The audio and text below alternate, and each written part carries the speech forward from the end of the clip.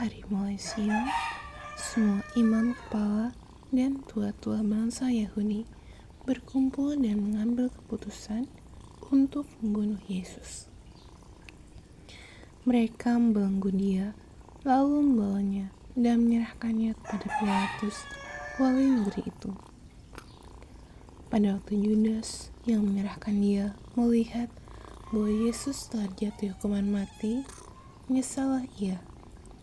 Lalu ia membalikan uang yang 30 perak itu kepada imam-imam kepala dan tua-tua, dan berkata, "Aku telah berdosa karena menyerahkan darah orang yang tak bersalah." Tapi jawab mereka, "Apa urusan kami dengan itu? Itu urusanmu sendiri." Maka ia pun melemparkan uang perak itu ke dalam bait suci, lalu pergi dari situ dan menggantung diri. Imam-imam kepala mengambil uang perak itu dan berkata, "Tidak diperbolehkan masukkan uang ini ke dalam peti persembahan, sebab ini uang darah." Sudah berunding, mereka membeli dengan uang itu tanah yang disebut tanah tukang periuk untuk dijadikan tempat pekuburan orang asing. Itulah sebabnya tanah itu sampai pada hari ini disebut tanah darah. Dengan demikian, genaplah firman yang disampaikan oleh Nabi Yeremia. Mereka menerima 30 uang perak, yaitu harga yang ditetapkan untuk seorang menurut penilaian yang berlaku di antara orang Israel. Dan mereka memberikan uang itu untuk tanah tukang periuk, seperti yang dipesankan Tuhan kepadaku.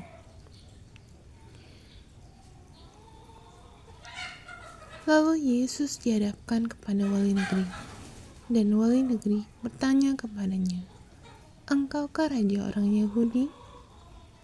Jawab Yesus, "Engkau sendiri mengatakannya." Tetapi atas tuduhan yang diajukan imam-imam kepala dan tua-tua terhadap dia, ia tidak memberi jawab apapun. Maka kata Pilatus kepadanya, "Tidakkah engkau dengar betapa banyaknya tuduhan saksi-saksi ini terhadap engkau?" Tetapi ia tidak menjawab suatu kata pun, sehingga wali negeri itu sangat heran. Telah menjadi kebiasaan bagi wali negeri untuk membebaskan satu orang hukuman pada tiap-tiap hari raya itu atas pilihan orang banyak. Dan pada waktu itu, ada dalam penjara seorang yang terkenal kejahatannya, yang bernama Yesus Barabas. Karena mereka sudah berkumpul di sana, Pilatus berkata kepada mereka, "Siapa yang kamu kehendaki kubebaskan bagimu? Yesus Barabas atau Yesus yang disebut Kristus?" Ia memang mengetahui bahwa mereka telah menyerahkan Yesus karena dengki. Ketika Pilatus sedang duduk di kursi pengadilan, istrinya mengirim pesan kepadanya, "Jangan engkau mencampuri perkara orang benar itu, sebab karena dia, aku sangat menderita dalam mimpi tadi malam."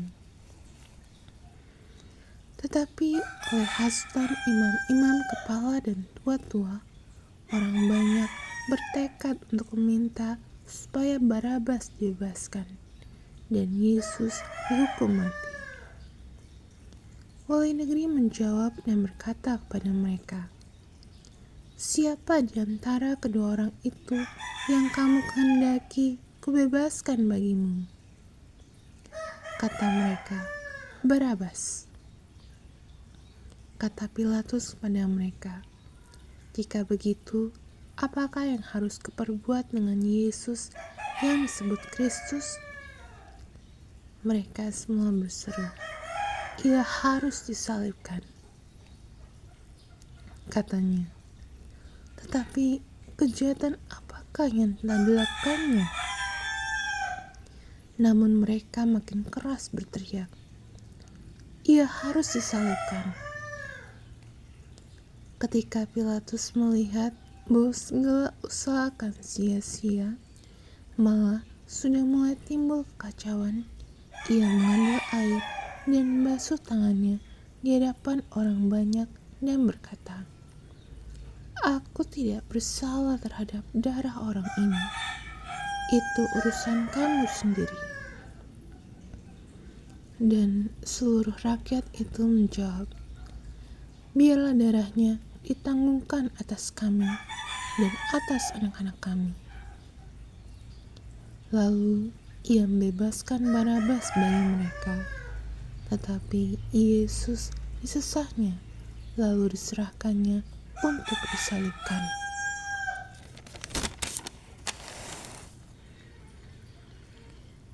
Kemudian serdadu-serdadu wali negeri membawa Yesus ke gedung pengadilan, lalu memanggil seluruh pasukan berkumpul sekeliling Yesus. Mereka menanggalkan pakaiannya dan mengenakan jubah ungu kepadanya. Mereka menganyam sebuah mahkota duri dan menaruhnya di atas kepalanya, lalu memberikan dia sebatang bulu di tangan kanannya. Kemudian mereka berlutut di hadapannya dan mengolok-olokkan dia. Katanya, "Salam, hai Raja orang Yahudi."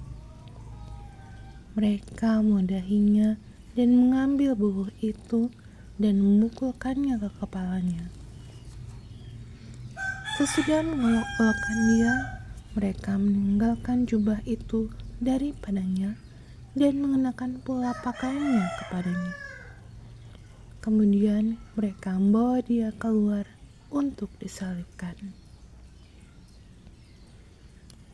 Ketika mereka berjalan keluar kota, mereka berjumpa dengan seorang dari Kirene yang bernama Simon. Orang itu mereka paksa untuk memikul salib Yesus.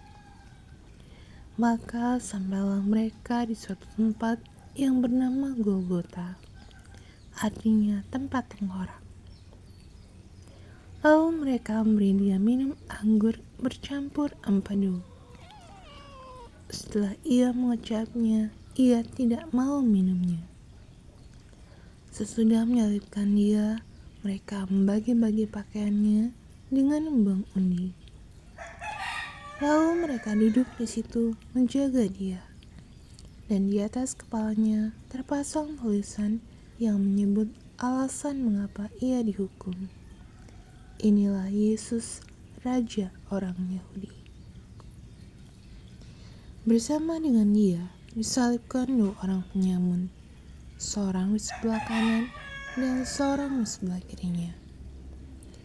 Orang-orang yang lewat di sana menghujat dia, dan sambil menggelengkan kepala mereka berkata, "Hai engkau yang mau merubuhkan bait suci dan mau membangunnya kembali dalam 3 hari, selamatkanlah dirimu. Jikalau engkau anak Allah, turunlah dari salib itu." Demikian juga imam-imam kepala bersama-sama ahli-ahli Taurat dan tua-tua mengolok-olokkan dia, dan mereka berkata, "Orang lain ia selamatkan, tetapi dirinya sendiri tidak dapat ia selamatkan. Ia Raja Israel? Baiklah ia turun dari salib itu, dan kami akan percaya kepadanya." Ia menaruh harapannya pada Allah.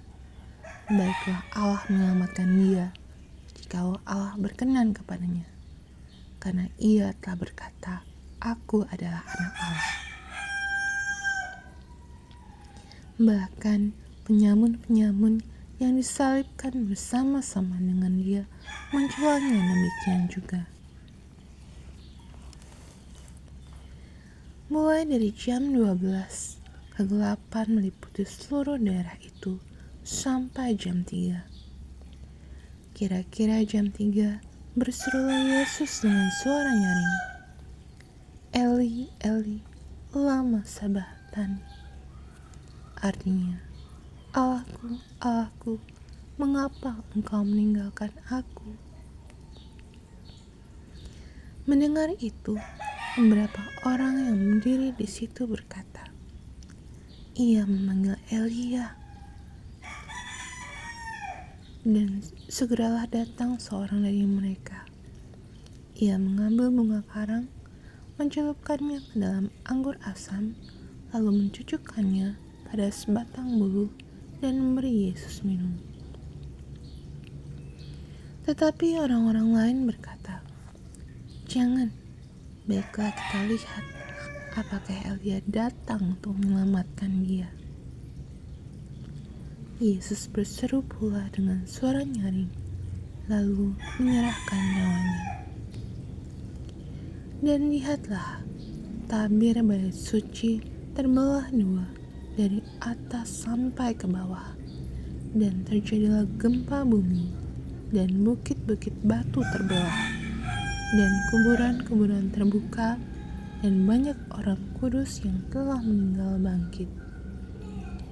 Dan sesudah kebangkitan Yesus, mereka pun keluar dari kubur, lalu masuk ke kota kudus dan menampakkan diri kepada banyak orang. Kepala pasukan dan prajurit-prajuritnya yang menjaga Yesus menjadi sangat takut ketika mereka melihat gempa bumi dan apa yang telah terjadi, lalu berkata, "Sungguh, ia ini adalah Anak Allah." Dan ada di situ banyak perempuan yang melihat dari jauh, yaitu perempuan-perempuan yang mengikuti Yesus dari Galilea untuk melayani dia. Di antara mereka terdapat Maria Magdalena dan Maria ibu Yakobus dan Yusuf dan ibu anak-anak Zebedeus. Menjelang malam datanglah seorang kaya, orang Arimatea yang bernama Yusuf, dan yang telah menjadi murid Yesus juga. Ia pergi menghadap Pilatus dan meminta mayat Yesus. Pilatus memerintahkan untuk menyerahkannya kepadanya. Dan Yusuf pun mengambil mayat itu, mengapaninya dengan kain lenan yang putih bersih, lalu membaringkannya dalam kuburnya yang baru, yang digalinya dalam bukit batu. Dan sesudah menggulingkan sebuah batu besar ke pintu kubur itu, pergilah ia.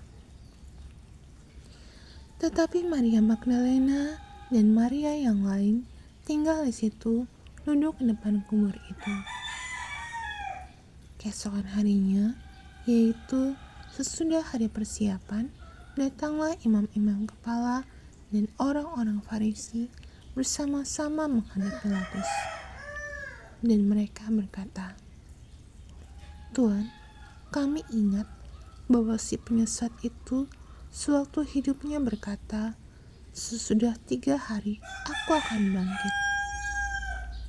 Karena itu, perintahkanlah untuk menjaga kubur itu sampai hari yang ketiga.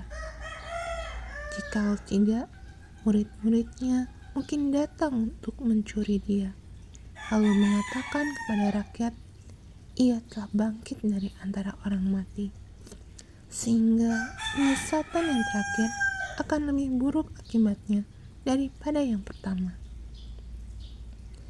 Kata Pilatus kepada mereka, "Ini penjaga-penjaga bagimu. Pergi dan jagalah kubur itu sebaik-baiknya." Maka pergilah mereka, dan dengan bantuan penjaga-penjaga itu, mereka meterai kubur itu dan menjaganya.